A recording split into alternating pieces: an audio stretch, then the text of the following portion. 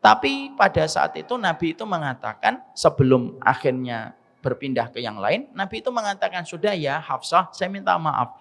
Jangan di-share ya apa yang sudah terjadi kepada yang lainnya.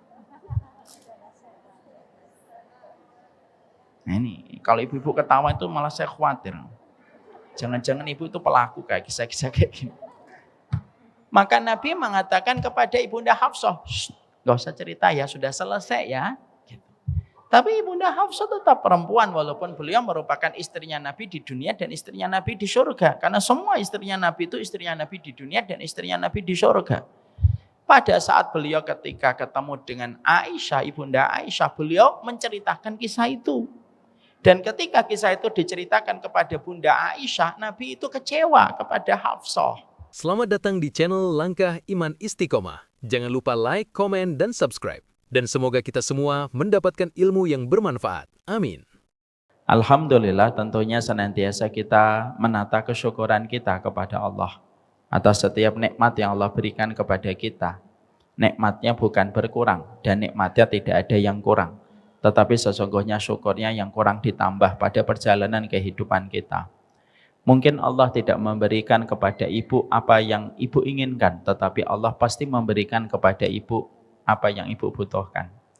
Jangan hanya karena benda, jangan hanya karena sesuatu yang ibu mimpikan dan ibu tidak dapatkan, itu menjadikan kita berkurang drastis kesyukuran kita kepada Allah. Bukan karena Allah tidak mampu memberi apa yang kita inginkan, tetapi kita harus yakin, kalau yang kita inginkan belum kita dapatkan, berarti apa yang kita inginkan itu tidak baik untuk kita dan kehidupan kita.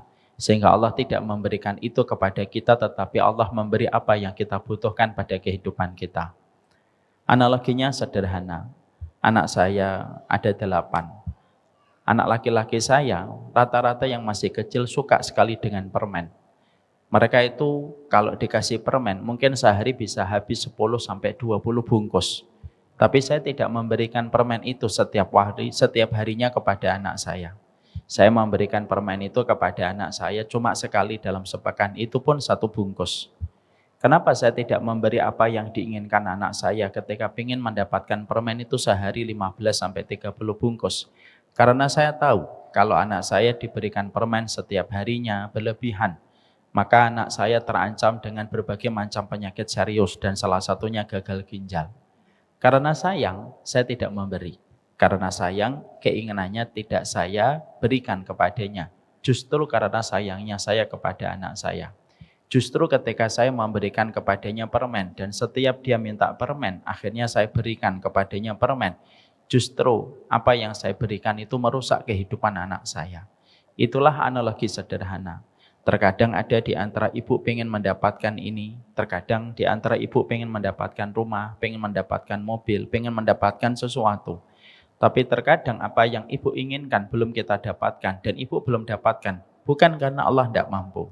Tetapi Allah mampu, tetapi tidak memberikan itu pada kehidupan kita karena apa yang kita minta, itu sejatinya membawa kerusakan di dalam kehidupan kita. Inilah yang menjadikan kita jangan sampai syukurnya itu hanya pada waktu ketika keinginan kita terdapatkan. Jangan sampai syukurnya kita hanya pada waktu keinginan kita peroleh dan kita susah bersyukur kalau keinginan kita tidak kita dapatkan. Syukurnya orang dewasa itu tidak sama dengan syukurnya anak kecil. Syukurnya anak kecil itu biasanya kalau baru mendapatkan sesuatu, baru dia bersyukur. Kalau belum mendapatkan sesuatu, biasanya dia tidak akan pernah bersyukur dan berterima kasih. Kita tentunya bukan anak kecil. Kita adalah orang dewasa, diberikan panjang umur di dalam kehidupan kita sampai hari ini. Dan menjadikan kita, jangan pernah menyamakan syukurmu dengan syukurnya anak kecil.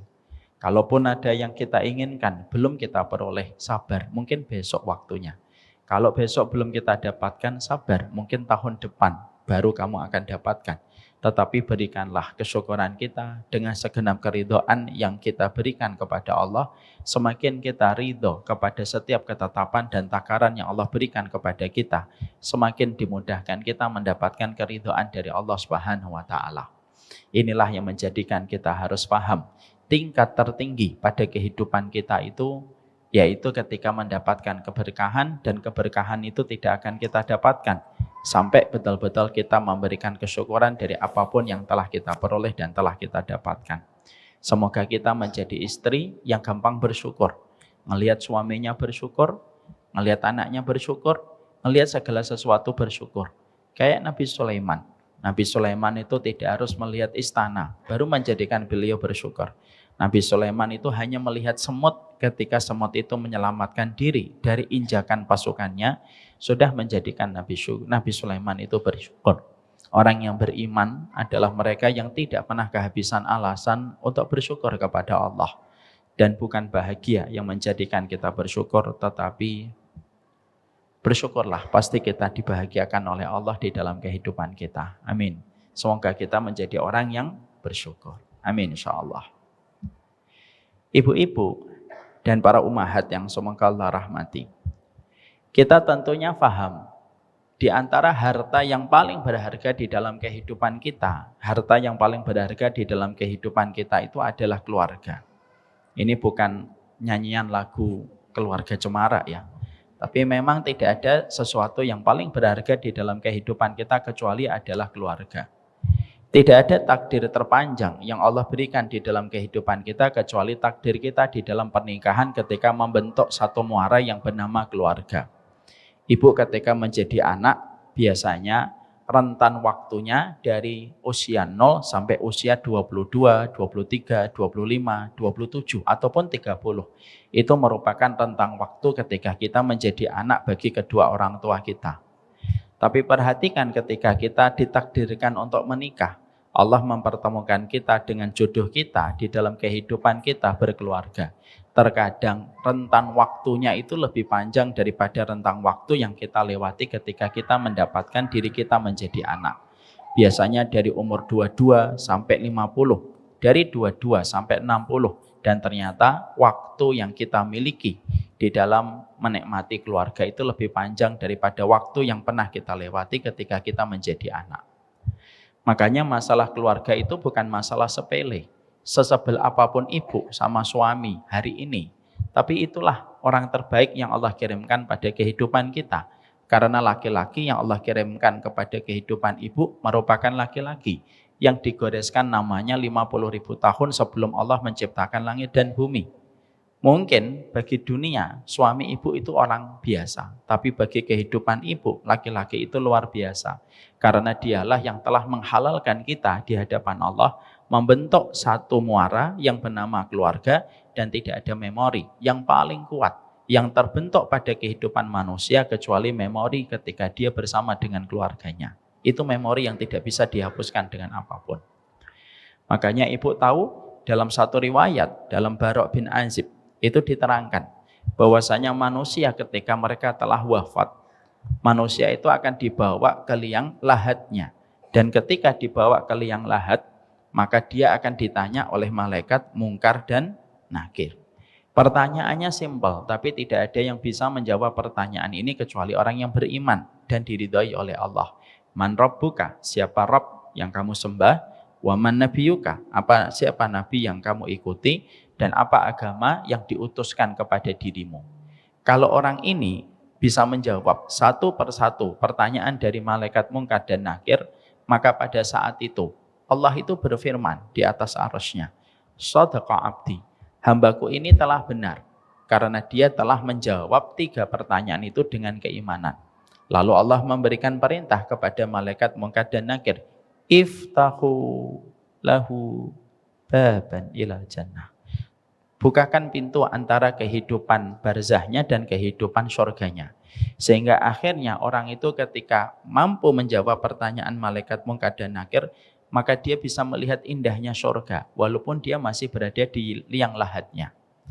Bukan hanya itu, didatangi dia dengan orang yang begitu rupawan, dan orang yang begitu rupawan ditanya sama dirinya, man anta, siapa dirimu? Maka orang itu menjawab, ana amaluka sholih, saya amalmu yang sholih. Saya sholatmu, saya puasamu, saya sodakohmu, saya taklimmu, inilah saya. Dan saya akan menjadi bestimu untuk menemani dirimu sampai nanti hari kiamat. Sudah mendapatkan 2 hal yang indah, Bu. View-nya bukan hanya bioskop, view-nya surga.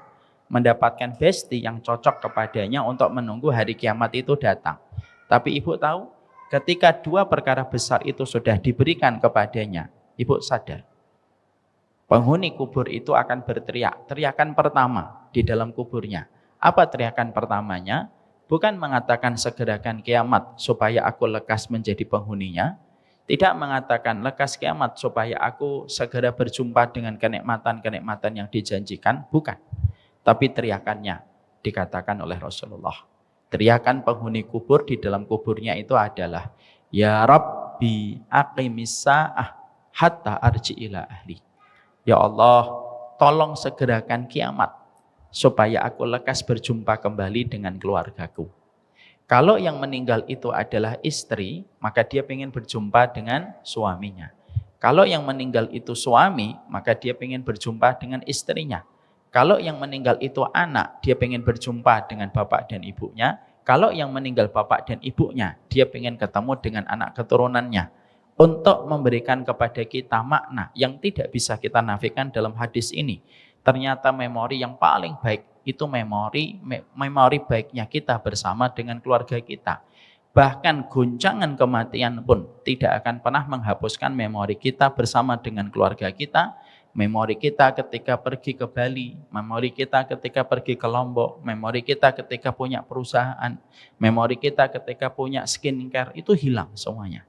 Tapi memori yang tertinggal di dalam pikiran kita ketika kita di dalam kubur, memorinya itu adalah mengingat keluarga. Untuk memberikan arti kepada kita, keluarga itu tidak bisa dipandang sebelah mata. Makanya dalam hadis lain, dalam riwayat Muslim, diterangkan oleh Nabi, sesungguhnya penghuni kubur itu kegiatannya dua, ibu. Yang pertama, penghuni kubur itu kegiatannya adalah tidur sebagaimana pengantin ketika baru saja melewati malam pertama. Yang kedua, kegiatan para penghuni kubur itu apa? Yang kedua, penghuni kubur itu selalu merindukan kedatangan dari keluarganya yang menyusul mereka di dalam kematian dan sama-sama mendapatkan kenikmatan kubur. Jadi kalau telah meninggal ibunya, maka ketika ibunya kita telah meninggal dunia, lalu bapak kita meninggal dunia, maka bapak kita akan menemui ibu kita. Nanti kalau ada paman kita meninggal dunia, paman kita akan menemui orang tua kita yang lebih dulu meninggal dunia. Apa yang akan dikatakan oleh penghuni kubur yang lama ketika mereka kedatangan dengan penghuni kubur yang baru saja datang? Pertanyaan mereka, kata Nabi, pertanyaan mereka tentang keluarga. Kalau ibunya kita sudah meninggal dulu, lalu menyusul bapaknya kita, menyusul ibu kita, dan sama-sama mendapatkan kenikmatan kubur, kata Nabi, pertanyaan ibu kita akan bertanya, gimana kabarnya anak-anak kita? Anak kita sudah punya anak berapa, siapa pasangannya, cucu kita berapa. Dan itu mereka update berita yang terbaru dari kedatangan para keluarganya yang menyusul mereka dalam kehidupan barzah. Untuk menegaskan dan menebalkan, ternyata keluarga itu bukan masalah sepele, tetapi keluarga itu masalah besar pada kehidupan manusia. Makanya maaf, siapa yang paling setia mendoakan kita? Yang paling setia mendoakan kita itu ya cuma 3, dan 3-tiganya keluarga. Siapa yang paling setia mendoakan ibu setelah ibu wafat? Ustadz? Enggak, Bu. Ustadz mungkin sekali 2 kali mendoakan, tapi setelah itu dia akan melanjutkan perjalanan hidupnya. Teman dan bestie, mungkin teman dan bestie akan mengingat kita sebentar 2-3 hari, tapi setelah itu dia punya masalah yang harus dihadapi. Terutama ketika ada undangan arisan dan dia kelihatannya mau dapat nama. Dia cepat lupa, Bu. Tapi orang yang paling setia akan mengingat kita ketika kita meninggal dunia itu 3 yang disebutkan para ulama, dan 3-tiganya itu keluarga, Bu. Yang pertama, siapa yang paling setia mendoakan kita? Yang paling setia mendoakan kita adalah orang tua kita. Itu pun kalau orang tua kita masih hidup ketika kita wafat dan dibawa ke liang kubur. Yang kedua, pasangan hidup kita itulah yang paling lama mendoakan kita setelah wafatnya kita. Dan yang ketiga itu anak kita, di mana anak kita adalah mereka yang paling setia mendoakan kita untuk memberikan kepada kita satu tambahan yang membuat kita harus mengerti. Menikah itu bukan hanya ketika kita hidup bersama, tapi menikah itu perkara besar yang ternyata banyak mengambil porsi dalam batin kita dan jiwa kita, di mana tidak ada memori yang paling banyak menghabiskan sanubari dan hati kita kecuali memori kita bersama dengan keluarga kita. Ini kita harus paham. Makanya kita mendapatkan gambaran indah, dan gambaran ini betul-betul membuat kita terhenyak, dan kita harus tersadar. Ternyata kita mendapati bahwasanya Nabi Muhammad, di mana beliau diwafatkan? Beliau tidak diwafatkan di Masjidil Haram. Padahal Masjidil Haram itu merupakan jengkal tanah yang paling dicintai oleh Allah. Harusnya sekali bernabi itu meninggalnya itu di Masjid Haram. Karena jengkal tanah itu menjadikan setiap kita sholat dilipat gandakan 100.000 kali lipat. Tapi Nabi Muhammad tidak diwafatkan di atas Masjidil Haram. Nabi Muhammad tidak diwafatkan di Masjid Nabawi. Padahal jarak antara kamarnya dengan Masjid Nabawi hanya sejarak anak kecil ketika melempar batu. Nabi itu kalau buka langsung Masjid Nabawi, Bu. Makanya rumah yang berkah itu rumah yang dekat masjid, bukan dekat tol. Yang sebagaimana kebanyakan orang. Ya, yang ketawa-ketawa ini rumahnya deket tol ini, semoga dikasih rumah yang lebih baik. Makanya ternyata Nabi Muhammad meninggalnya tidak di Masjid Nabawi, dan Nabi Muhammad tidak meninggal ketika beliau sedang perang Badar. Beliau tidak meninggal ketika sedang perang Uhud. Tapi menariknya untuk menjadi pelajaran untuk kita, Nabi Muhammad itu meninggalnya di atas pangkuan Ibunda Aisyah. Di mana ketika Nabi sakit pada 3 hari, dimulai dari hari Jumat, Rasulullah itu menurun ketika demamnya begitu tinggi dan kepalanya terasa pusing. Dan kita harus paham dalam hadis riwayat Muslim, wa inni la'u'aku kama yu'aku bihi rajulaini minkum. Kata Nabi, tahu artinya, Bu? Insya Allah enggak tahu. Ya. Nabi itu mengatakan, saya kalau sakit itu sakitnya dijadikan 2 kali lipat daripada sakitnya kalian. Kalau kita pernah menderita sakit kepala yang paling hebat, pastikan Nabi 2 kali sakitnya kita. Kenapa Nabi dijadikan sakitnya 2 kali lipat daripada sakitnya kita?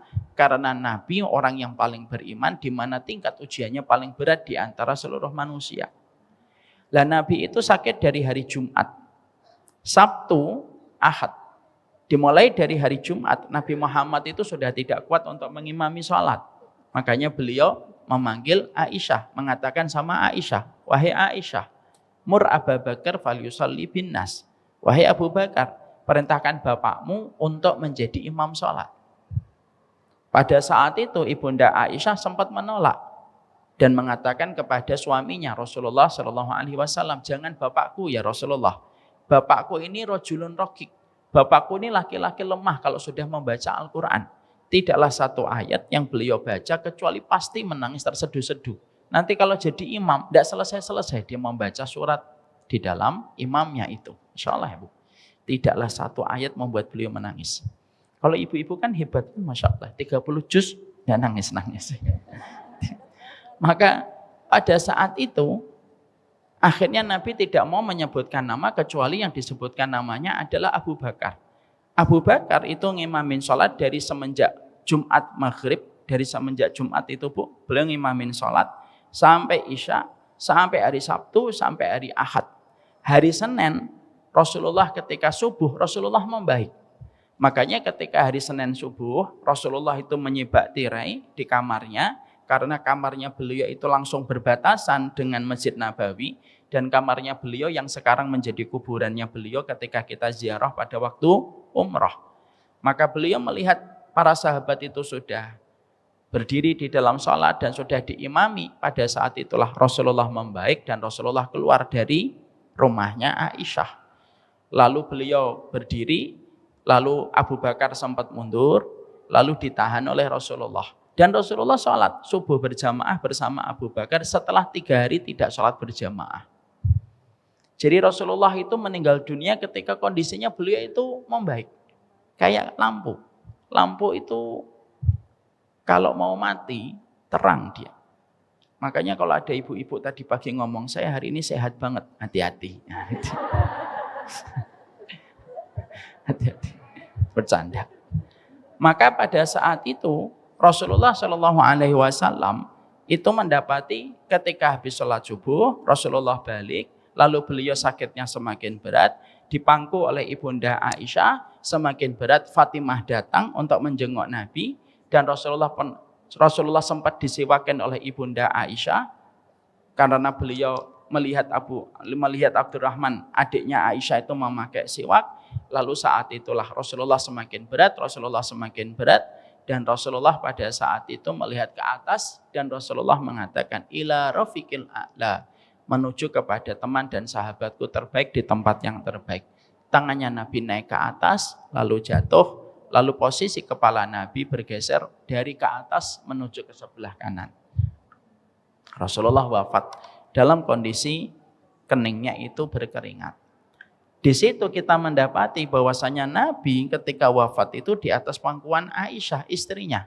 Makanya tidak salah kalau sebagian ulama menerjemahkan kata rahmat pada kehidupan kita berkeluarga, itu artinya adalah tidaklah suami istri ketika mereka saling menikah melewati berbagai macam guncangan kehidupan, dan ketika salah satu di antara mereka akan berarak pergi, lalu mereka saling memberikan ridho dan saling melihat dan saling memberikan ridho, itulah yang dimaksudkan dengan kata rahmat pada kehidupan satu keluarga. Makanya ibu kadang pernah menjumpai ada seorang wanita ketika dalam sakit yang berat gitu, maka yang ditunggu itu suaminya, itu namanya rahmat. Kadang-kadang ada seorang suami ketika sakit yang berat, dia selalu menanti kehadiran istrinya yang belum datang, itu artinya rahmat. Dan itulah yang kita mengerti bahwasanya di dalam surat Ar-Rum ayat 21, akhirnya kita paham wa min ayatihi an khalaqalakum min anfusikum azwaja litaskunu ilaiha wa ja'ala bainakum mawaddatan wa rahmah. Di antara ayat-ayat Allah dijadikan sebagian dari kita menikah dengan sebagian dari kita yang lain dari lawan jenis yang berbeda. Untuk apa? Supaya kita merasakan sakinah, supaya kita mendapatkan mawaddah, dan supaya kita meraih rahmat. Dan rahmat terbaik itu salah satunya ketika kita saling ridho sebelum kita berpergian menuju ke alam barzah. Itulah keluarga. Makanya Imam Qurtubi mengatakan kepada kita, nikmatnya surga itu secara basic dan secara dasar itu ada 3. 1, ketika ibu nanti melihat wajahnya Allah di surga, itu puncak nikmatnya surga. Yang kedua, yaitu ketika kita bertetangga dengan para nabi dan para rasul, dan kita bisa menjenguk keluarganya para nabi dan para rasul, itu kenikmatan yang kedua. Kenikmatan yang ketiga, yang paling tinggi dari surga, bukan bidadari, bukan hidangannya, bukan sajiannya, tapi kenikmatan tertinggi di surga nomor 3 setelah berjumpa dengan Allah dan bertetangga dengan para nabi itu apa? Yang ketiga, yaitu ketika kita berkumpul kembali, reuni akbar pada kehidupan kelak kita di surga bersama dengan pasangan kita tercinta di atas dipan-dipan indah yang Allah siapkan di setiap rumah dari keluarga-keluarga yang mendapatkan kenikmatan berjumpa dalam kehidupan di akhirat ketika berada di surganya Allah. Itulah nikmat yang paling tinggi di surga. Makanya akhirnya nikmat yang paling besar itu yang kita rasakan dalam hidup itu apa? Kalau kita mendapatkan kehidupan kita bersama pasangan kita, kita mendapatkan ketenangan, kita mendapatkan kelapangan, maka itulah yang disebut dengan puncak tertinggi pertolongan Allah dalam kehidupan manusia. Jadi kalau puncak tertinggi pertolongan Allah kepada manusia, kalau seorang diri, Allah memberikan kepadanya istiqomah di dalam melakukan ketaatan. Istiqomah itu puncak tertinggi pertolongan Allah kepada manusia. Tapi puncak tertinggi pertolongan manusia kepada setiap keluarga itu namanya bukan istiqomah, namanya rahmat. Makanya sering sekali kalau kita sering menjumpai satu pengantin, apa doanya yang kita sampaikan? Itu bermodal dari doa yang ada pada surat Ar-Rum 21. Semoga keluarganya sakinah, mawadah, warahmah. Disebutkan kata rahmat itu terakhir kalinya karena rahmat itu puncaknya. Karena kalau kita sudah mendapatkan rahmat, Bu, Allah akan memberikan kepada kita banyak perkara.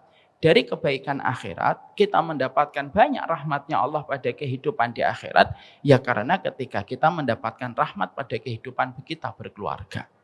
Dan itulah yang harus kita paham. Orang bisa jadi menikah, tapi belum tentu dia mendapatkan rahmat pada keluarganya. Orang bisa jadi senior dalam pernikahan, tapi belum tentu dia mendapatkan mawaddah dan belum tentu dia mendapatkan rahmat.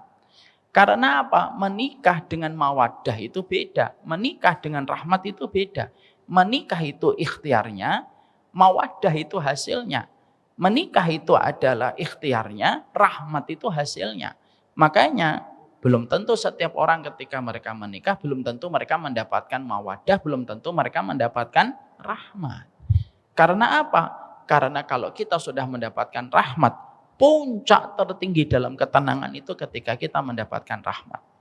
Makanya maaf ya Bu, kapan kita betul-betul terkuras energi kita? Terkuras energi kita itu kalau kita bersama suami kita lagi bertengkar.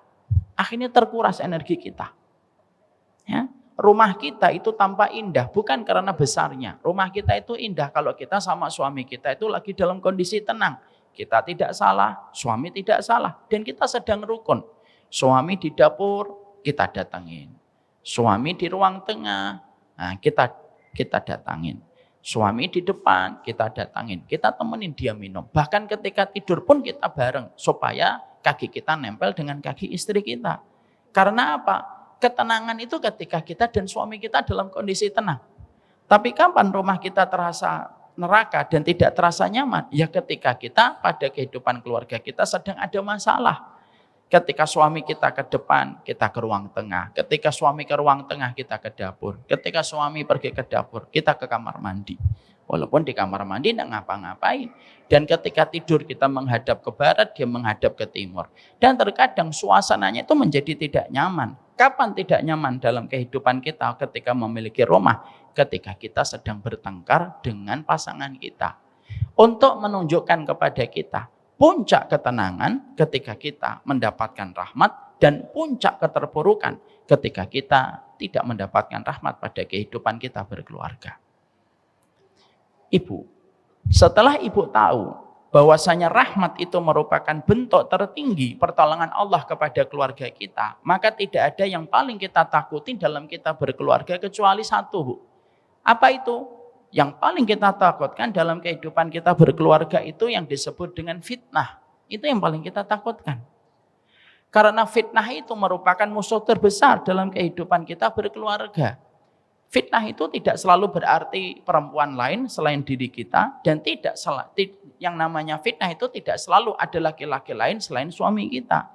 Itu bagian dari fitnah, tapi bukan satu-satunya fitnah. Fitnah itu perkara yang bisa menjadikan dua hati yang telah dipertautkan oleh Allah, lalu akhirnya berjauhan dengan berbagai macam sebab dan alasan. Itu namanya fitnah. Dan makanya tidaklah rusak satu keluarga itu biasanya juga karena fitnah. Makanya maaf, tidak ada senioritas kita di dalam pernikahan. Ada yang menikah 5 tahun, belum tentu 10 tahun berikutnya dia selamat. Ada yang menikah 10 tahun, belum tentu 15 tahun berikutnya dia selamat. Bahkan maaf, ada orang yang terkadang menikahnya itu sudah 30 tahun. Itu pun tidak menjamin pernikahan itu akan dibawa sampai mereka menutup mata. Karena apa? Fitnah itu bisa datang kapan saja. Datang tak dijemput, pulang tak diantar. Dan tidak usah kita sebut Jaya Langkung. Ya. Kalau ibu tahu Jaya Langkung berarti fix kelahiran 80. Ya. Maka di situ kita akhirnya paham yang paling kita khawatirkan itu fitnah. Karena fitnah itu bisa datang dari mana saja. Fitnah itu bisa datang di tempat parkir ketika suami kita atau diri kita di masjid. Fitnah itu bisa datang di tempat pusat perbelanjaan. Fitnah itu bisa datang ketika kita mendapatkan suasana yang nyaman di kantor. Fitnah itu bisa datang ketika kita sedang terbakar cemburu, dan fitnah itu bisa datang ketika kita tidak bisa membedakan mana cintanya suami kepada kita sebagai istri dan mana cintanya suami kepada seorang ibu ketika itu merupakan takzim. Itu fitnah, Bu.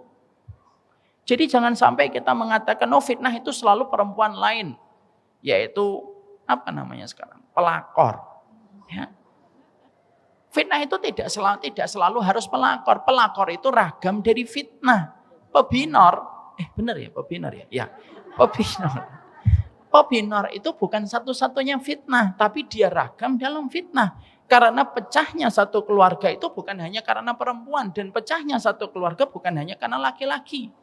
Ketika seorang wanita lalu dia memberikan pilihan kepada suaminya, pilih saya atau pilih ibumu. Lalu suaminya memilih ibunya, itu juga merupakan fitnah.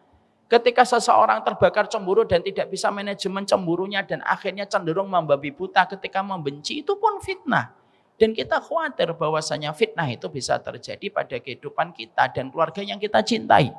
Karena bentuk tertinggi cita-cita kita di dalam kehidupan kita berkeluarga itu simpel. Kita ingin supaya bersama pasangan kita mendapatkan rahmat yang Allah janjikan pada surat Ar-Rum 21. Dan kita ingin sekali selamat dari fitnah. Karena fitnah itu bisa datang kapan saja dan kita tidak akan pernah tahu kapan fitnah itu bisa datang menyapa pada kehidupan keluarga kita. Dan itu yang terkadang kita sering tidak sadari. Maaf ya Ibu, keluarga Nabi hampir bisa bercerai. Karena siapapun itu bisa mendapatkan berita itu. Sebagaimana satu kisah yang disampaikan oleh Nabi. Nabi itu pernah, beliau khilaf, beliau itu melakukan sesuatu yang menjadikan beliau itu bertengkar dengan Hafsah. Pada saat itu beliau mendapatkan giliran di rumahnya Hafsah. Tapi pada saat itu beliau ditemuin oleh Sofiyah, salah satu istrinya. Qadarullah karena giliran itu gilirannya Hafsah, Sofiyah itu datang membicarakan dengan Nabi di depan rumah. Qadarullah Nabi mengajak masuk ke rumah. Di mana itu rumahnya Hafsah. Pada saat itu Ibunda Hafsah itu sedang di luar rumah. Pulang, tiba-tiba mendapati Nabi Muhammad bersama dengan Sofiyah. Sofiyah itu istrinya Nabi yang lainnya.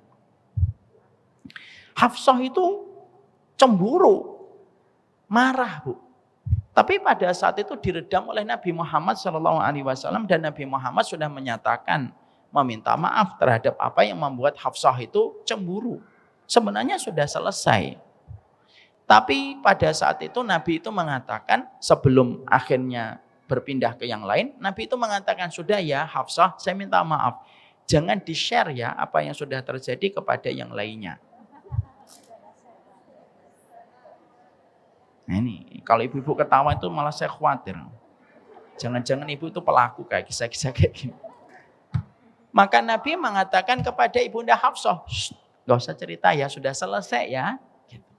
Tapi Ibunda Hafsah tetap perempuan, walaupun beliau merupakan istrinya Nabi di dunia dan istrinya Nabi di surga. Karena semua istrinya Nabi itu istrinya Nabi di dunia dan istrinya Nabi di surga.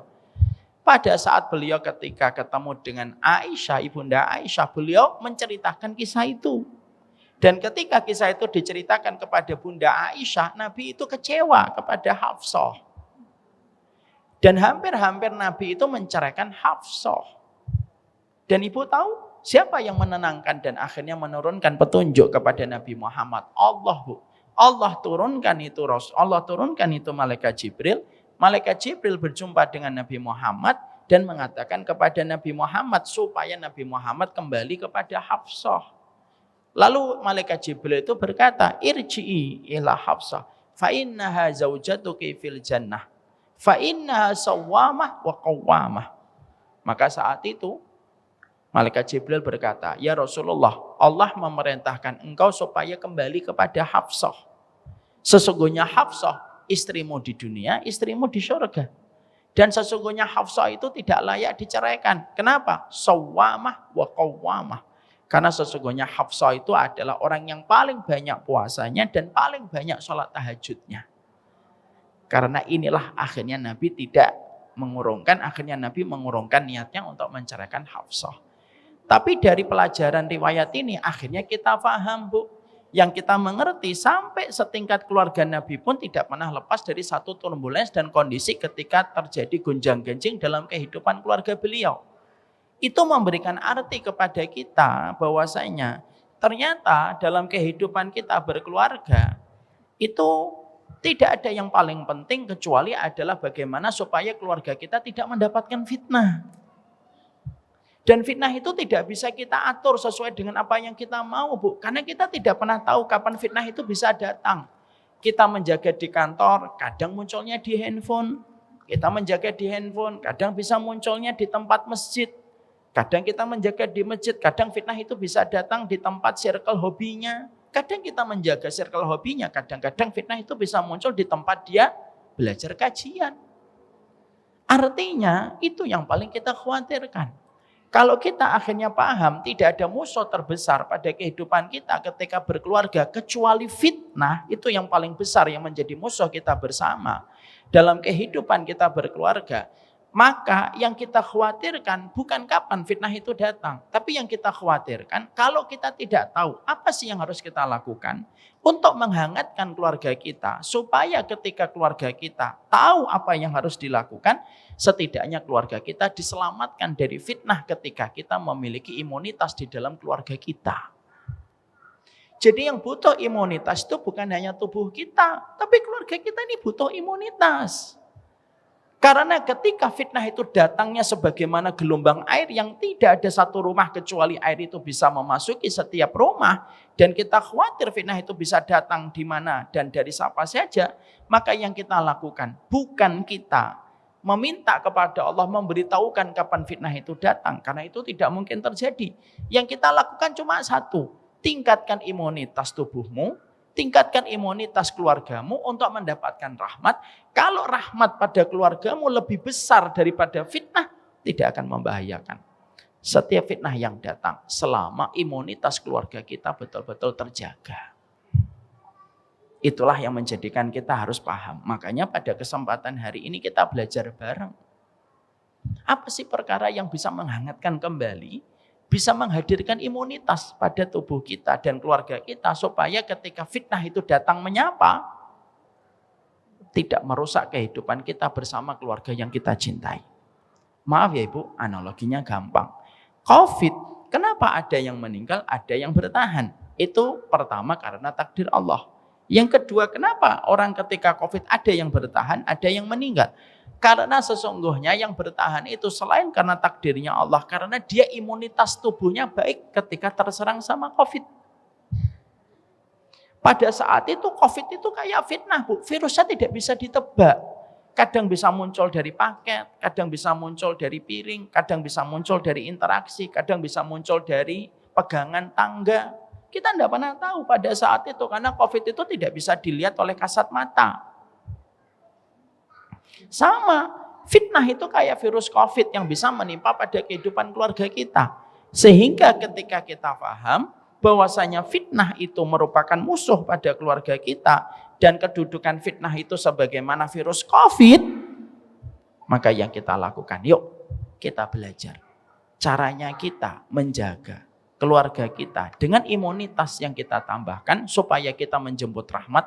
Demi Allah ya Bu, selama kehidupan keluarga Ibu mendapatkan rahmat, Allah selalu menghadirkan 1000 alasan untuk tetap bersama, walaupun setan menghadirkan 900 alasan untuk berpisah. Kalau keluarga Ibu mendapatkan rahmat, Allah akan menghadirkan 10 alasan untuk tetap bersama, walaupun setan menghadirkan 9 alasan untuk bercerai. Kalau keluarga kita mendapatkan rahmat, maka kita akan diberikan oleh Allah 1 juta alasan untuk tetap bersama, walaupun setan dan hawa nafsu dan kemarahan kita memiliki 999.000 alasan untuk berpisah dan menjauh darinya. Itulah rahmat. Makanya maaf ya, kalau kita menikah jangan mengandalkan cinta. Sebagaimana anak-anak sinetron itu, cinta anak SMP.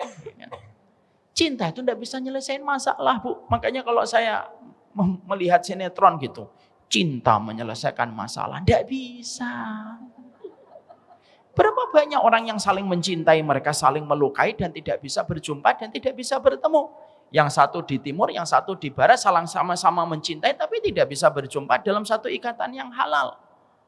Kalau kita menerjemahkan kehidupan keluarga tidak lagi dengan kacamata rahmat tapi dengan kacamata cinta, maaf ya Bu, kalau kita bergantung sama makhluk, maka kita akan berantakan hidupnya, karena makhluk itu tidak akan pernah memberikan kebaikan kepada kita walaupun sejengkal. Maaf ya, Nabi pernah menjumpai ada seorang sahabat itu memakai gelang. Gelang itu di dalamnya ada jampi-jampinya dan mantranya. Maka pada saat itu ketika Nabi melihat sahabat itu memakai gelang yang di dalamnya ada jampi-jampinya, Nabi mengatakan inzaha wa in mutta ala dzalika ma'aftah ta'abadan. Copot itu gelangnya, kalau kamu mati dalam kondisi membawa gelang yang kamu bertawakal sama gelang itu selain kepada Allah, kamu tidak akan pernah beruntung dunia dan akhiratnya. Akhirnya gelang itu dicopot, dibuang sama sahabat itu. Sebenarnya sama Bu. Kalaulah orang bergantung sama gelang, sama mantra, sama jimat yang diberikan dukun, itu melakukan kesyirikan dan dia tidak akan pernah bahagia dunia dan akhirat. Orang kalau menikah lalu melupakan Allah dan tidak menempatkan Allah merupakan tujuan kita untuk mendapatkan rahmat, dan kita masih merasa bahwasanya pernikahan itu berdasarkan cinta, Saya khawatir cinta itu akan mengecewakan kita. Karena Allah kalau mendapati manusia sudah salah menetapkan sandaran, maka pada sandaran yang salah biasanya akan menyiksa hidupnya. Dan itu yang kita khawatirkan. Jadi cinta itu tidak menjadi jawaban dari seluruh persoalan kita dalam kehidupan berkeluarga. Cinta itu bisa menipis karena kecewa, cinta itu bisa berkurang karena kesalahan, dan cinta itu bisa patah karena sebuah kesalahan yang dilakukan oleh pasangan kita. Makanya di situ kita paham. Kita ini di dalam kehidupan keluarga itu simpel. Kita ingin supaya keluarga kita mendapatkan rahmat. Kenapa rahmat, Ustaz? Karena selama kita mendapatkan rahmat, seberat apapun fitnah yang kita temukan, fitnah itu tidak akan pernah menenggelamkan kehidupan kita dan tidak menjadikan keluarga kita menjadi karam. Selama dengan satu syarat, kita mendapatkan rahmat. Ibu bisa mikir enggak? Kenapa Allah ngutus malaikat Jibril untuk menyampaikan kepada Nabi Muhammad dan mengatakan kepada Nabi Muhammad supaya jangan menceraikan Hafsah? Itu namanya rahmat. Dan ketika kita sudah rahmat, Bu, semua yang kita rasakan bahagia, yang kita rasakan lapang, kalaupun kita diuji, sabarnya lebih besar daripada ujian yang kita peroleh. Anak ibu akan tenang mendapati orang tuanya betul-betul mendapatkan rahmat dalam kehidupan kita, dalam kehidupan mereka bersama. Maaf ya Bu, anak-anak itu kadang-kadang susah qurrata ayun karena kita sebagai orang tuanya tidak pernah qurrata ayun antara kita dan pasangan kita. Kalau ibu tidak qurrata ayun untuk bapak, bapak tidak qurrata ayun untuk ibu. Jangan mengharapkan anak kita qurrata ayun. Gagalnya anak itu meneduhkan karena kita gagal meneduhkan untuk anak-anak kita pada kehidupan ketika kita membesarkan mereka. Nah, setelah kita paham ini, sekarang mari kita bahas. Apa perkara yang bisa menghangatkan pernikahan kita dan bisa menjadikan diri kita dan keluarga yang kita cinta itu mendapatkan rahmat. Supaya kalau ada fitnah-fitnah yang ada pada kehidupan kita, fitnah itu Allah padamkan, fitnah itu Allah patahkan, fitnah itu Allah alihkan ke tempat yang lain dan tidak menimpa kepada keluarga yang kita cintai. Nah, ini sekaligus nanti kita melihat apakah kehidupan keluarga kita sudah mendapatkan rahmat atau belum berdasarkan nanti materi-materi yang kita bahas. Kalau keluarga kita sudah melakukan semua perkara itu, berarti insya Allah kita tinggal menunggu rahmat dari Allah. Kalau belum, nah berarti banyak hal yang harus dikoreksi dalam kehidupan kita berkeluarga. Tapi maaf ya Bu, nanti kalau sudah dapat ilmunya, jangan dipakai untuk menilai dan memvonis keluarga orang lain. Mbak, kelihatannya keluargamu tidak dapat rahmat, Mbak. Jangan. Ya. Karena saya harus menyampaikan ini, Bu. Karena kelihatannya dari tampang-tampangnya Ibu itu agak mencurigakan. Jangan sampai sombong ya di dalam ilmu yang kita dapatkan dan kita peroleh. Para ulama lalu menerangkan kepada kita. Ada 15 poin penting supaya kehidupan keluarga kita mendapatkan rahmat dalam perjalanan kita bersama dengan laki-laki yang kita cintai. Mungkin sebagian dari ibu-ibu sudah berkata dalam hatinya, waduh, harusnya suami saya datang ini. Tidak apa-apa Bu, yang datang ibu dulu, pelan-pelan. Nanti setelah ini ibu ceritakan kepada suaminya. Tapi nanti jangan sombong ya sama suaminya ya. Pulang ke rumah, Mas, kamu tahu nggak puncak tertinggi pertolongan Allah pada keluarga? Jangan gitu ya. Supaya kita tidak sombong. Para ulama lalu menerangkan kepada kita 15 poin penting. Supaya kehidupan kita mendapatkan rahmat dan supaya kehidupan kita mendapatkan keberkahan dari apa yang kita lalui dan apa yang kita hadapi. Selama kita mendapatkan rahmat, itu kedudukannya kurang lebih sebagaimana ibu mendapatkan imunitas tubuh yang tinggi, tidak akan membahayakan virus apapun yang menyerang ibu selama imunitasnya lebih tinggi daripada virus yang datang. Hujan, insya Allah. Allahumma sayyiban nafi'an. Kita berdoa semoga suami kita diberikan kesabaran di dalam mencarikan rezeki untuk kita. Karena bagaimanapun suami kita, Bu, mereka lah yang telah berusaha untuk memberikan yang terbaik untuk kehidupan istri-istrinya. Saya tahu betul, Bu, istri untuk banyak istri-istri yang lain. Nggak bisa ngomong istri-istri. Makanya maaf ya, doakanlah suami kita selalu di dalam kebaikan dan kesabaran. Kita sekarang membahas nomor 1. Kita bahas nomor 1, Ibu. Apa perkara yang bisa menjadikan kehidupan kita dan keluarga yang kita cintai mendapatkan keberkahan dan mendapatkan rahmat yang kita baca di dalam surat Ar-Rum ayat 21. Di mana itu menjadi harapan yang diinginkan setiap orang ketika menikah. Karena harapan kita itu sederhana. Harapan kita bukan memiliki rumah yang paling tinggi. Obsesi kita yang paling besar bukan memiliki mobil, tapi obsesi yang paling besar dalam kehidupan kita itu adalah supaya kehidupan keluarga kita mendapatkan rahmat. Nah sekarang mari kita belajar. Nomor 1. Kehidupan kita bersama keluarga kita tidak akan mendapatkan rahmat sampai betul-betul kita memberikan kualitas kita bersama dengan pasangan kita, bukan hanya hidup bersama, tetapi kita melakukan taat bersama dan ibadah bersama. Ini yang pertama. Jadi kehidupan kita tidak akan mendapatkan rahmat sampai kita bersama pasangan kita bukan hanya hidup bersama, tetapi kita taat dan beribadah bersama ketika kita menjadi bagian keluarga. Paham? Paham gak paham, itulah Ibu tulis dulu. Sudah? Kalau sudah, mari kita kaji. Ini merupakan poin yang pertama. Karena kita harus paham, Bu, kadang-kadang banyak orang ketika mereka menikah, mereka itu lupa bahwasanya kebutuhan terbesar kita setelah kita menikah itu adalah untuk taat bersama. Dan kebutuhan terbesar kita ketika menikah itu adalah supaya kita bisa beribadah bersama. Konsep entertain yang sering ditawarkan orang di luar itu menjadikan banyak orang ketika menikah, mereka itu hanya menghabiskan waktunya untuk entertain semata, tapi tidak ada ketaatan dan tidak ada ibadah yang mereka lakukan bersama.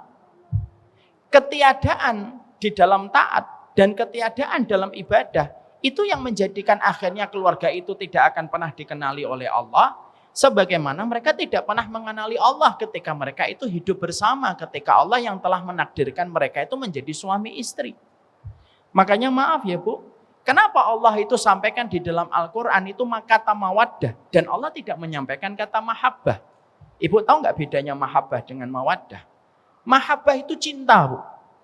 Mahabbah itu dalam bahasa Arab kalau diterjemahkan dalam bahasa Indonesia itu artinya cinta. Makanya kalau ada film mahabbah itu artinya cinta.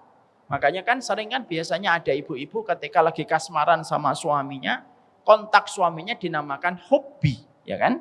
Itu lagi seneng, ya itu pagi hari. Sore hari bisa berubah. Hobi itu diambil dari akar kata habba yang artinya itu mencintai. Tapi pertanyaan kita itu adalah kenapa Allah tidak mengatakan mahabbah di dalam Al-Quran tetapi Allah mengatakan mawaddah di dalam Al-Quran pada surat Ar-Rum 21. Karena beda Bu antara mahabbah dengan mawaddah. Kalau ibu menikah lalu ibu menghabiskan entertain bersama itu namanya mahabbah. Mahabbah itu konsep rasa seorang manusia dengan lawan jenisnya yang menjadikan dia memiliki kasih sayang, merasa rindu ketika berjauhan dan ingin memberikan yang terbaik, itu namanya mahabbah. Mahabbah itu siapa saja bisa. Anak SMP bisa mahabbah, anak SMA bisa mahabbah, orang non muslim bisa mahabbah, bahkan maaf PKI sekalipun bisa mahabbah. Kenapa? Mahabbah itu konsep dasar paling umum yang dikenakan oleh Allah kepada setiap orang ketika jatuh cinta kepada lawan jenisnya ketika sesuai kriterianya. Itu namanya mahabbah. Tapi ibu pernah tanya atau tidak di dalam hatinya, kenapa Allah tidak menggunakan kata mahabbah di dalam surat Ar-Rum 21? Allah menggunakan kalimat mawaddah. Di situ kita paham mawaddah itu beda dengan mahabbah. Mawaddah itu konsep cinta yang tinggi yang dimiliki laki-laki dan perempuan kepada lawan jenisnya dan pasangannya yang menjadikan mereka saling mendorong taat dan saling mendorong ibadah bersama supaya mereka punya alasan berjumpa kembali kelak di akhirat. Dan itu namanya mawaddah. Kalau ibu nonton bareng suaminya, itu mahabbah. Kalau ibu makan bubur ayam, sum-sum tulang, itu namanya mahabbah. Kalau ibu makan soto bersama itu namanya mahabbah. Tapi ketika ibu pada waktu tilawah bersama itu namanya mawaddah. Ketika ibu ngaji hari Sabtu Ahad lalu ibu mengatakan sama suaminya, "Bang, tolong temanin saya untuk ikut kajian." Itu namanya mawaddah. Dan ketika ibu satu malam membangunkan suaminya pelan-pelan dan mengatakan, "Ayo bang, sholat malam walaupun cuma sholat witir. Kamu jadi imamnya bang, walaupun cuma surat Al-Ikhlas, Al-Falaq, An-Nas, enggak apa-apa, aku terima. Jadi imamku," gitu. Itu namanya mawaddah. Banyak orang ketika mereka menikah, mereka itu langsung menghiasi kehidupan mereka ketika mereka menikah itu hanya dengan entertain. Tapi mereka tidak menghabiskan hidup mereka ketika mereka sudah ditakdirkan bersama oleh Allah dengan ibadah. Padahal ibadah itu merupakan perkara yang paling nomor satu untuk menghadirkan rahmat pada kehidupan kita ketika bersama dengan pasangan kita. Makanya ibu tahu, ibu mengerti tidak? Kenapa kita itu kalau habis nikah, ibu masih ingat dulu ketika habis nikah. Kalau kita habis nikah, seorang laki-laki mengatakan qabiltu nikah wa tazwijaha bimahrin madkurin halan. Itu sunahnya apa? Sunahnya dia menemui istrinya, dia mengkecup kening istrinya dan berkata, "Allahumma inni as'aluka khairaha wa khaira ma jabaltaha 'alaiha wa a'udzubika min syarriha wa syarri ma jabaltaha 'alaiha." Ya Allah, aku minta kebaikan perempuan ini dan kebaikan yang di dalamnya, dan aku berlindung dari keburukan wanita ini dan keburukan yang ada di dalamnya. Setelah itu bu, seorang suami ketika habis mengkencup itu kening istrinya, sholat 2 rakaat. Sang suami jadi imam, sang istri jadi makmum. Sang suami cukup membaca dengan bacaan pelan, sang istri menjadi makmum.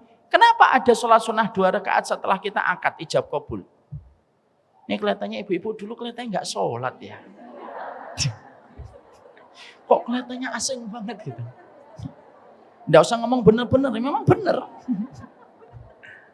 Masya Allah, ibu, ya Allah, semoga diampuni dosa-dosanya. Kalau sudah kejadian ya sudah, masa mau nikah lagi. Udahlah, tinggalkan memori yang tidak baik. Kita kembali dulu, paham? Kembali dulu bu. Kenapa Nabi, sudah tinggalkan ibu. Ibu nggak usah langsung WhatsApp suaminya. Mas kamu dulu nggak doain aku.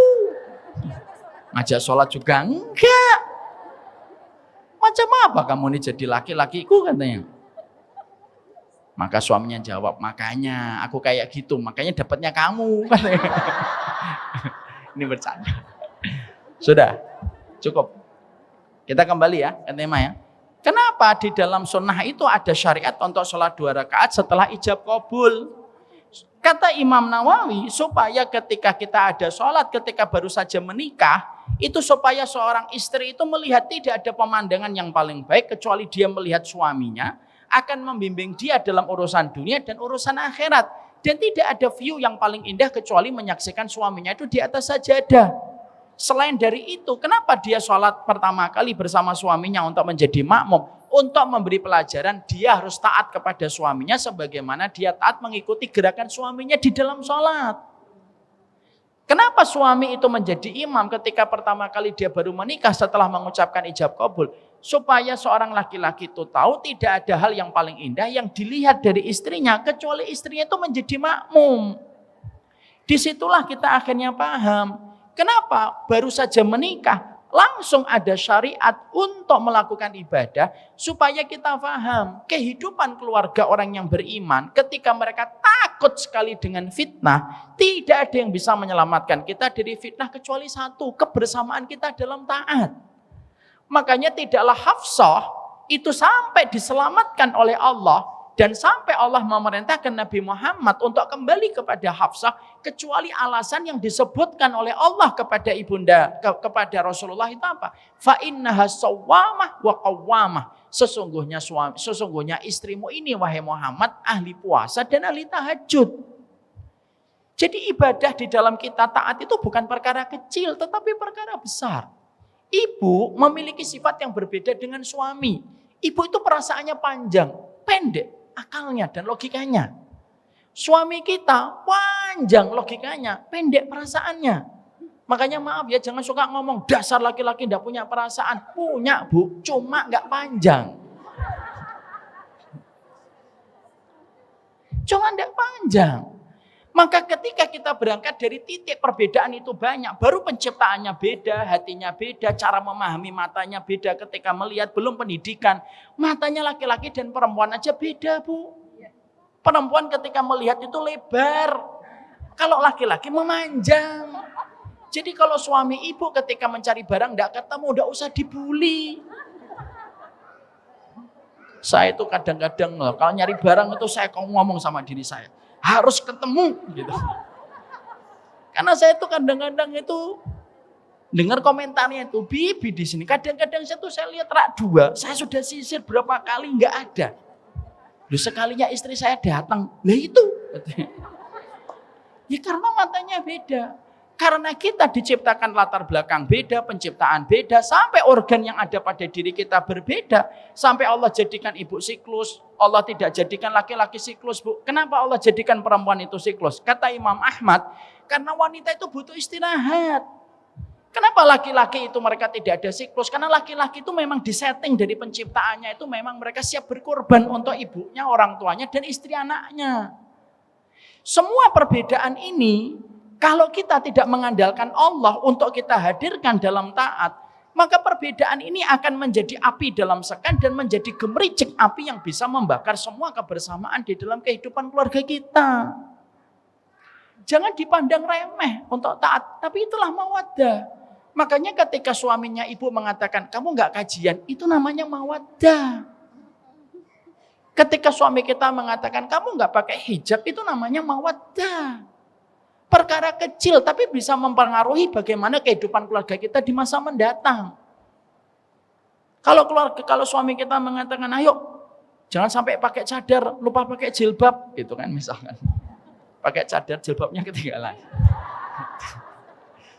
Maka ketika suami kita mengingatkan, itu namanya mawaddah.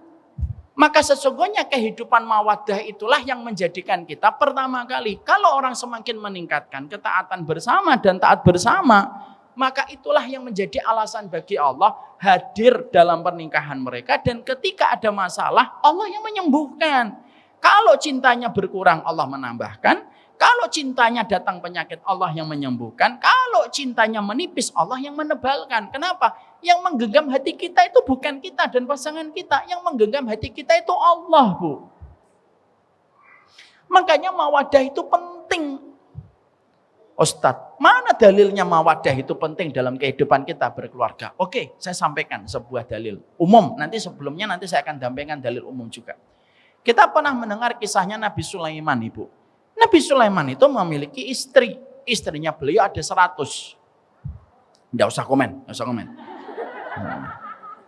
Nabi itu, nggak usah komen. Nabi Sulaiman itu istrinya 100, Bu. Dalam hadis riwayat Bukhari Muslim. Satu sore hari, maka Nabi Sulaiman itu berkata, saya akan mencampuri seluruh istri saya yang jumlahnya 100 ini. Nanti istri saya 100-100-nya akan mengandung. 100-100-nya nanti melahirkan anak laki-laki. Dan 100-100 anak laki-laki itu nanti akan semuanya berjuang membela kalimat Allah. Indah atau tidak indah? Indah. Mempesona tidak? Mempesona. Itu urusan biologis menjadi urusan ideologis, Bu. Tapi kata Nabi Muhammad, pada saat itu ketika Nabi Sulaiman mengatakan, saya akan mencampuri 100 istri saya dan semuanya akan melahirkan anak laki-laki. Nabi Sulaiman pada saat itu lupa mengatakan insya Allah. Lalu Nabi Muhammad itu berkata, kalaulah Nabi Muhammad pada saat itu, kalaulah Nabi Sulaiman pada saat itu beliau mengatakan insya Allah, kata Nabi Muhammad, Allah memberikan kepadanya 100 istri yang mengandung, 100-100 yang melahirkan anak laki-laki, dan 100-100 anak laki-laki semuanya akan berjuang untuk membela kalimat Allah. Ibu bisa nggak ngambil sebuah kesimpulan sederhana dan basicnya? Kalau hanya mengucapkan insya Allah, ternyata mempengaruhi kualitas keluarganya Nabi Sulaiman di masa mendatang, dan ternyata ketika Nabi Sulaiman lupa mengatakan insya Allah mempengaruhi kehidupan keluarga Nabi Sulaiman, apalagi lebih dari kata insya Allah, Bu. Dan Ibu tahu apa yang terjadi? Karena Nabi Sulaiman lupa mengatakan insya Allah, kata Rasulullah, Allah tidak memberi kepada 100 istrinya Nabi Sulaiman, tidak ada satupun yang hamil. Yang hamil cuma 1. Itu pun ketika lahir dalam kondisi cacat dalam tanda petik. Ibu bisa bayangin nggak apa yang disampaikan oleh Nabi? Ternyata kalau hanya mengucapkan insya Allah itu ternyata mempengaruhi apa yang kita peroleh bersama keluarga kita di masa mendatang. Dan ketika kita lalai mengatakan insya Allah itu mempengaruhi bagaimana kualitas keluarga kita di masa mendatang. Lu apalagi ketika ibu taklim bareng, ketika ibu malam kajian bersama, ketika ibu nanti membaca tilawah bersama, bahkan ketika ibu datang ke tempat guru, ke tempat ustadz, ke pondok pesantren bareng-bareng. Lalu kita merasa perbuatan itu tidak ada sama sekali efeknya dan tidak ada sama sekali pengaruhnya, berarti kita tidak pernah membaca kisahnya Nabi Sulaiman. Karena menghadirkan Allah itu dalam ketaatan, itu bisa menjadikan kita itu mendapatkan banyak keberkahan dalam kehidupan kita. Makanya maaf ya, pertanyaan basic yang harus kita miliki ketika kita membicarakan poin 1 itu sebenarnya simple. Kita selama ini mahabbah atau mawaddah? Kalau kehidupan kita hanya sekedar mahabbah, pantas. Kalau masalah kecil kadang-kadang membuat kita berantemnya begitu lama. Makanya maaf ya, kadang-kadang kita nikah, Bu. Kita nikah itu alasannya alasan besar. Tapi kadang-kadang bercerainya manusia itu karena alasan-alasan kecil yang tidak terselesaikan. Kalau kita tidak pernah hadir pada tengah malamnya kita untuk menghadap sama Allah, kita tidak pernah hadir di taman-taman surga bersama dengan pasangan kita, kita tidak pernah hadir untuk memperbaiki kualitas keluarga kita menuju kepada arah yang Allah cintai, lalu tiba-tiba kita mendapatkan problem, lalu kita ingin problem itu kita diselesaikan, alasan apa Allah menyelesaikan kehidupan keluarga kita dalam masalah yang kita dapatkan, kalaupun kita tidak pernah menghadirkan Allah dalam kehidupan kita berkeluarga. Maaf ya Bu, menghadirkan Allah itu mempengaruhi banyak hal dalam kehidupan. Ibu saja ingat Allah itu mempengaruhi bagaimana ibu berinteraksi di dalam keluarga, apalagi beribadah. Makanya saya ini kagum sekali. Saya itu pernah baca tulisan begini, Bu. Ini apa contoh umum. Ada seorang wanita, Bu, yang dia itu mendapatkan masalah kecil, tapi terkadang itu menjadikan hari-harinya itu tidak nyaman bersama suaminya. Apa itu? Kebiasaan suaminya itu kalau pagi selalu meletakkan anduk di atas kasur. Masalah kecil atau masalah besar? Kecil. Yang ngomong kecil semoga jujur dengan perkataannya. Dia mengingatkan suaminya. Mengingatkan suaminya, Bu. Dari lembut naik ke atas. Dari tengah menuju keras. Suaminya tidak berubah. Pakai satir tidak berubah, disindir tidak berubah. Akhirnya dia tuh sebel sendiri, Bu. Ya Allah, bang nikah sama kamu ngeletakin handuk aja susahnya luar biasa. Dan maaf ya Bu, laki-laki itu kalau ditegur tetapi menyinggung gengsinya, biasanya nggak akan direspon. Paham di sini Bu? Paham Ustadz, tapi nanti kalau pulang nggak paham Ustadz. Maka pada saat itu, lihat perhatikan Bu, tulisan ini cukup viral, tapi saya membacanya dan saya mengambil inspirasi dari tulisan ini bagus sekali. Lalu akhirnya ketika istri tidak bisa mengubah kebiasaan suami, yang dilakukan oleh beliau itu sederhana. Saya mengubah cara pandang saya ketika melihat anduk. Maka setiap pagi ketika saya mendapati suami saya tetap meletakkan anduk di atas kasur, saya tidak lagi melihat itu anduk. Tapi saya melihatnya adalah Allah mengirimkan sepotong permadani yang jatuh dari surga. Kenapa Ibu ketawa? Cara dia mengubah pandangannya.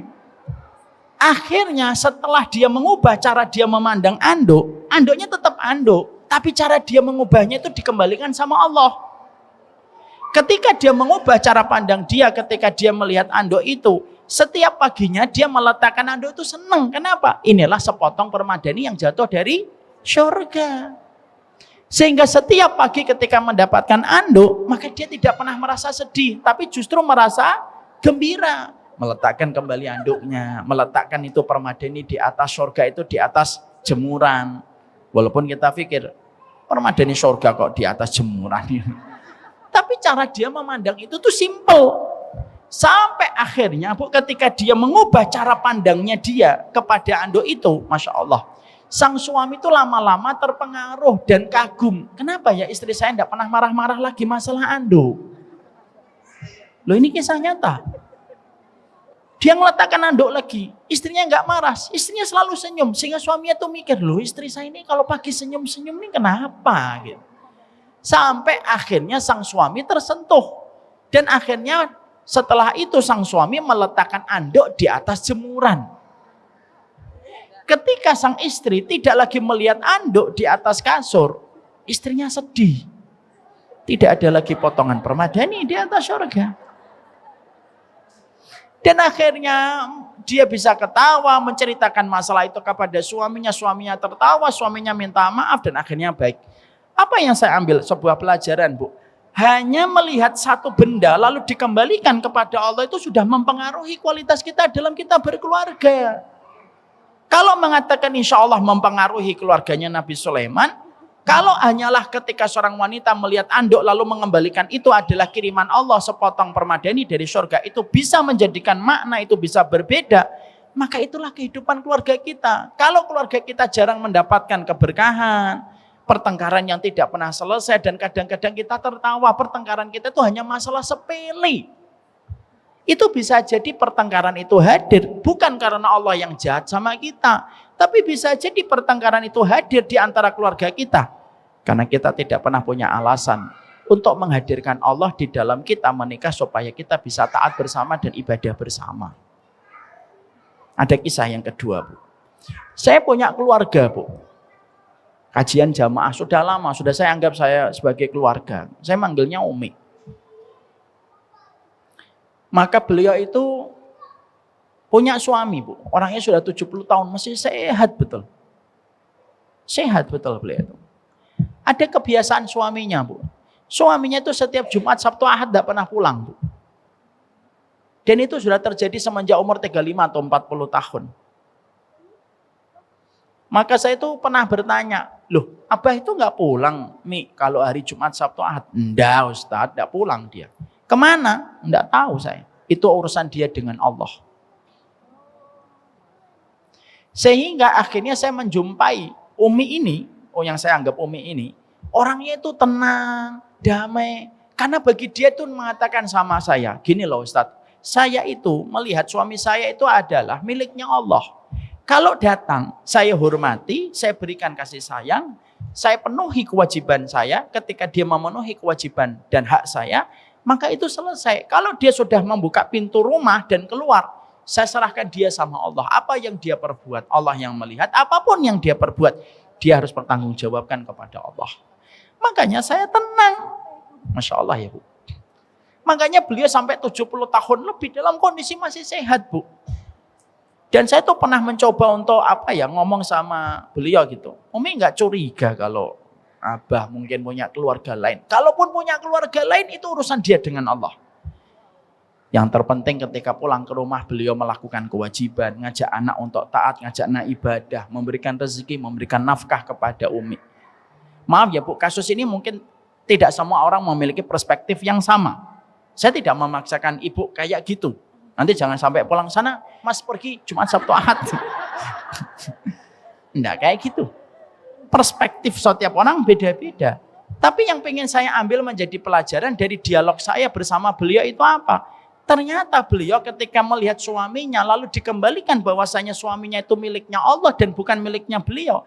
Saya tuh menemukan beliau itu tenang gitu. Kehidupan keluarga beliau sudah 70 tahun tuh masih rukun aja. Dan kalau bercanda itu kayak anak SMA ketika sedang bercanda dengan pasangan kekasihnya. Jadi disitulah akhirnya kumpulan-kumpulan dalil ini memberikan kepada kita tentang satu arti yang penting. Kadang-kadang kehidupan kita jarang mendapatkan rahmat di sisi Allah. Itu disebabkan karena apa? Mungkin absennya kita dari setiap ketaatan, absennya kita bersama dengan keluarga kita dari ibadah yang harusnya dilakukan bersama. Dan ketika absennya keluarga kita dalam ketaatan bersama, itulah yang menjadikan akhirnya fitnah itu begitu datang. Gampang, menghancurkannya begitu mudah, merongrongnya begitu ringan. ketika keluarga kita tidak lagi mendapatkan rahmat, ketika gagalnya kita menghadirkan arti ketaatan bersama yang kita lakukan bersama dengan pasangan kita. Makanya ibu, tolong ya, dengerin kata-kata saya. Mendapatkan jodoh itu takdir. Tapi mendapatkan jodoh selayak sahabat dalam canda dan partner dalam taat itu karunia dan anugerah. Saya ulangi kembali. Mendapatkan jodoh itu takdir. Tapi ibu ketika mendapatkan jodoh, cita rasa sahabat. Ya apa-apa. Subhanalladzi yusabbihu ra'tu bihamdihi wal malaikatu min khifatihi. Disitulah kita akhirnya memahami, setelah itu kita mengerti. Paham ya ibu? Mendapatkan jodoh itu takdir. Tapi mendapatkan jodoh, cita rasa, sahabat dalam canda, partner dalam taat, itu karunia dan anugerah. Kalau ibu belum mendapatkan, sabar. Mintalah sama Allah. Mohonlah sama Allah setiap waktunya. Mintalah dan merengeklah sebagaimana anak kecil ketika merengek mainan kepada orang tuanya. Mungkin hari ini suami ibu belum baik, mungkin besok. Kalau besok belum baik, mungkin lusa. Kalau lusa belum baik, mungkin bulan depan atau mungkin tahun depan. Tapi kebaikan ibu tidak pernah usang dan kebaikan ibu tidak pernah basi ketika ibu lakukan kepada suaminya. Banyak perempuan yang kadang-kadang mengatakan kalimatnya itu tidak pantas. Kalimatnya begini ketika sedang kecewa. Alah Ustadz, suami saya tidak akan mungkin berubah. Dan kalimat itu ternyata yang dikabulkan oleh para malaikat. Rasulullah sudah mengingatkan kepada kita. Fala taqulu ilal khair, fa innal malaikata yu'minuna ala ma taqulun. Jangan ngomong kecuali yang baik. Karena para malaikat itu mengaminkan semua apapun yang kalian ucapkan dan apapun yang kalian katakan. Kita boleh kecewa, kita boleh marah, kita boleh dongkol sama pasangan kita karena berbagai macam hal yang terkadang datang pada keluarga kita. Tapi jangan sampai kita berprasangka yang buruk, mengucapkan kalimat yang terburuk. Yang kalimat itu ketika kita ucapkan, kita yang menyesali kalimat itu. Kalau ibu berbuat baik sama suami, anak yakin kebaikan ibu akan membawa pengaruh yang baik untuk suami. Kita harus ingat kepada apa yang dikatakan oleh Allah di dalam surat Ar-Rahman ayat 60. Hal jazaul ihsan illal ihsan. Bukankah ihsan itu mendatangkan ihsan? Kalau ibu berbuat baik kepada suami, memang balasannya tidak langsung instan. Mungkin balasannya tidak langsung cepat. Mungkin balasannya pelan-pelan dan berproses. Tapi yang saya yakini, kebaikan istri kepada suami itu tidak akan pernah kecuali diganti oleh Allah dengan kebaikan. Kaedahnya Allah itu tetap dan tidak pernah berubah semenjak Allah menciptakan Adam. Kebaikanmu akan dibalas dengan kebaikanmu. Kejahatanmu akan dibalas dengan kejahatanmu. Ibu kalau punya sosial media, ibu buka infotainment, yang datang ke timeline-nya ibu semuanya infotainment. Kalau ibu membuka tentang sepak bola, seluruh timeline-nya ibu di IG atau Instagram akan berisi dengan sepak bola. Kenapa? Apa yang kita lihat itulah yang akan didatangkan algoritmanya kepada kita. Sama Bu. Takdir itu terkadang berjalan sesuai dengan apa yang kita ucapkan, apa yang kita prasangkakan, apa yang kita sikapi dari suami kita. Mungkin suami kita mengecewakan, tapi bagaimanapun dia pernah membawa kebaikan dalam kehidupan ibu. Mungkin suami ibu hari ini tidak sesuai dengan apa yang menjadi harapan ibu, tapi bagaimanapun dialah yang bertanggung jawab tentang kehidupan ibu di hadapan Allah. Tetap berbuat baik. Kalau hari ini suami kita belum bisa memberikan mawaddah untuk kita, baru memberikan mahabbah, tidak apa-apa, syukuri dulu. Dan ibu yang beribadah dulu supaya dengan ibu beribadah membawa feedback yang baik untuk apa yang dilihat oleh suami kita. Jangan sampai kita ketika mempelajari ini lalu kita geleng-geleng, lalu kita ngomong, kelihatannya materi ini berat dikerjakan di keluarga saya gitu. Jangan gitu. Karena bisa jadi kebaikan itu memang Allah tidak berikan itu langsung sama. Kenapa ibu tidak langsung mendapatkan suami yang sesuai dengan keinginan ibu? Kalau ibu mendapatkan suami langsung dengan keinginan ibu, pertanyaan saya adalah, lalu ibu dapat pahala kesabaran dari mana? Kalau semuanya langsung gampang, nikah suaminya langsung bertanggung jawab, baik, lembut, hafal 30 juz. Kalau ngomong sama ibu penuh hati-hati gitu. Ibu malah bingung, gimana ibu nanti dapat pahala kesabaran? Kadang-kadang suami itu dihadirkan oleh Allah untuk kita belum sesuai dengan harapan kita, supaya setiap harinya kita bisa menabung celengan sabar ketika berjumpa dengan Allah, kita mendapatkan kebaikan. Demi Allah ya Bu, ini terakhir saya sampaikan. Demi Allah, saya pernah mendapati seorang suami, ada bapak-bapak, nangis Bu. Permintaannya apa? Dia ngomong sama saya, tolong doakan istri saya supaya istri saya mau diajak ngaji. Istri saya tuh enggak mau ngaji Ustaz. Giliran alisan, wah gercep. Reuni SMP, nomor pertama istri saya itu bisa jadi reuninya hari Ahad, hari Sabtu dia udah datang gitu. Itu kata beliau. Tapi giliran kalau ada kajian, saya selalu ajak, alasannya banyak sekali. Istrinya untuk tidak mau datang ke kajian. Permintaan suami simpel atau tidak simpel Bu? Simpel. Sederhana tapi bermakna atau tidak? Bermakna. Tapi di sisi yang lain, kadang-kadang saya mendapatkan ada yang konsultasi ke kantor kita. Ada yang konsultasi itu ngomong, ya Allah Ustadz, kapan ya suami saya itu ngaji? Saya tuh pingin gitu tangan saya dipegang suami saya datang ke kajian gitu. Saya tuh kadang-kadang mikir Pak, Ibu, saya tuh mikir, kenapa suami yang pingin istrinya ngaji tidak berjodoh dengan istri yang pingin suaminya ngaji? Bisa nggak Allah menjadikan mereka berdua sebelum menikah ketemu dan saling jatuh cinta? Bisa. Mudah nggak bagi Allah? Mudah. Kun fayakun jadi. Tapi kenapa justru yang laki-laki ketemu dengan wanita yang tidak mau ngaji, yang perempuan ketemu dengan laki-laki yang tidak pernah ngajak istrinya ngaji? Supaya kita paham. Menikah itu merupakan seni kesabaran paling tinggi setelah kita berbakti kepada orang tua kita. Paham? Paham tidak paham, begitulah yang saya sampaikan insya Allah. Ini nomor 1. Masih ada berapa? Masih ada 14. Kalau ibu bisa menjawab, berarti ibu pandai berhitung insya Allah. Jadi ini yang dapat saya sampaikan. Suara halilintar sudah menyambar-nyambar. Itu sebenarnya tanda sudah selesai, sudah. Gitu. Dan saya khawatir Bu, ini 5:30. Suami ibu sudah memberitahu, saya sudah di pintu tol. Karena tadi ada yang pergi 1, pergi 2, pergi 3. Saya orang itu sensitif Bu. Jadi lebih baik kita cukupkan kajian kita pada kesempatan hari ini. Kita ingatkan kepada diri kita. Puncak tertinggi pertolongan Allah kepada keluarga namanya apa? Rahmat. Apa yang paling kita khawatirkan yang bisa menimpa kepada keluarga kita itu apa? Fitnah. Tidak akan membahayakan fitnah selama keluarga kita mendapatkan rahmat. Dan rahmat yang pertama itu datang ketika kita taat bersama. Itulah yang menjadikan kita harus paham. Harus ada ibadah bersama. Ngajilah Bu. Kalau memang tidak bisa seminggu sekali, ya minimal 10 tahun sekali lah ngaji. Semoga kita paham betul. Itulah bedanya mahabbah dengan mawaddah. Mahabbah cinta biasa. Tapi mawaddah cinta yang berbalut dengan ibadah. Yang mendorong kita untuk taat bersama. Dan saya tutup dengan quote yang tadi saya sampaikan. Karena quote itu tuh selalu saya syukuri. Gitu. Yaitu adalah mendapatkan jodoh itu takdir. Tapi mendapatkan jodoh yang memiliki cita rasa sahabat dalam canda, partner dalam taat, itu karunia dan anugerah. Kalau ibu belum mendapatkan, mungkin besok. Kalau ibu belum mendapatkan besok, mungkin lusa. Kalau ibu belum mendapatkan lusa, mungkin nanti ketika anaknya sudah punya cucu. Kita tidak pernah tahu. Karena takdir, waktunya Allah tidak pernah salah diberikan kepada setiap hambanya. Yang terpenting kalau ibu berbuat baik, maaf.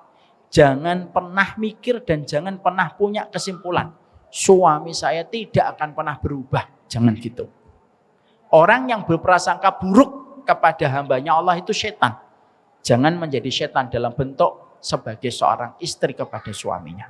Barakallahu fikum.